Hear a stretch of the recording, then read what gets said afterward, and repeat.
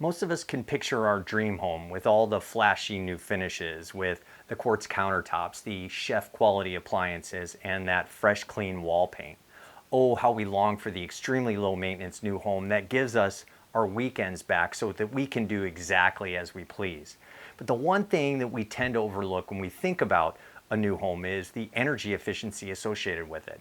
New homes have come such a long way over the 25 years since I came into the new home building industry.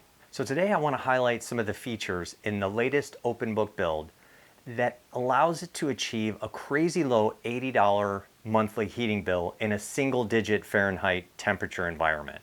Now I have family who owns older homes in the area that had a $250 to $300 a month energy bill during December. So this $80 bill achieved in the open book build home is a major savings on any budget. So let's start from the ground up and look at some of the things that you can build into your new home to achieve similar savings on your heating bills. First, we insulated under the basement floor. Now, because the basement was planned to be finished in the future, we knew that adding that foam insulation board under the concrete floor would make things more comfortable and a little bit more energy efficient. Then we added an R10 insulation drainage board to the outside of the basement wall below grade. Now let's take a look at what we did to the foundation wall above grade on the outside.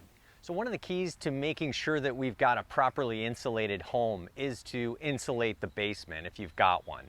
Now, one of the things I like to do is insulate from the footing, the top of the footing, all the way up to the top of the basement wall.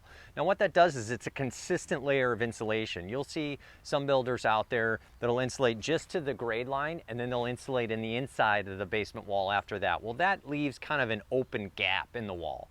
In this case, we've insulated all the way down to the footing, up to grade here, and then we installed insulation above grade and coated it with this cementitious coating that basically prevents that styrofoam or that foam from, basically getting UV damage from the sunlight, and that stuff will break down over time. With this coating, it protects it from both weed whackers and from the sun, and you're gonna have a nice, even, consistent insulation all the way from the footing, all the way up to the top of the foundation wall.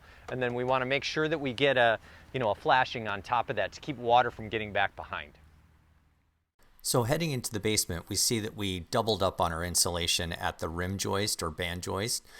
Basically, we used a rigid R10 insulation against the actual rim joist, and then we foamed around the edges of that R10 rigid insulation to give us a nice tight seal there, and then applied the batt insulation over top of that. So effectively here we're using a mineral wool in this case. So if you add the two R values together, which would give you about an R25 if you look at it that way.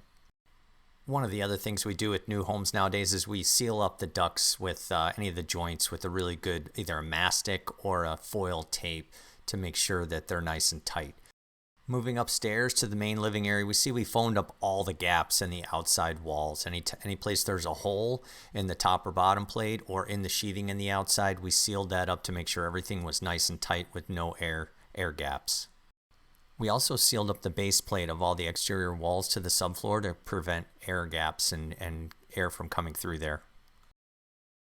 So we framed the exterior walls as 2x6 to allow more exterior insulation. We used upgraded to a mineral wool batt R23 wall insulation, and then insulated the headers as well because of the extra depth that allowed us to do that with an R10. And then on top of that, we used a continuous air barrier on the inside of the wall that's called membrane that allows moisture out of the wall but prevents a vapor drive into the wall. We're going to talk more about that in a video in a week or two down the road here.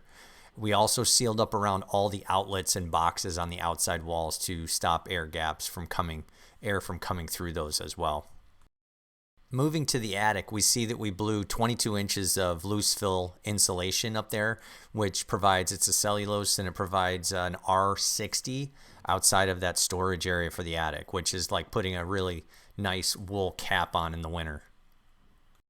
We also elected to go with the 95% efficient forced air heat and a setback programmable thermostat. So all of that leads to a really comfortable home with really low heating and cooling bills. Now the crazy thing is even on a hot summer day, the open book build home maintains a more consistently cool temperature without using air conditioning. So the next time you start daydreaming about that next home and what it might look like for you, you may want to take into consideration the savings and the comfort levels you could have with a new home over those of an older home.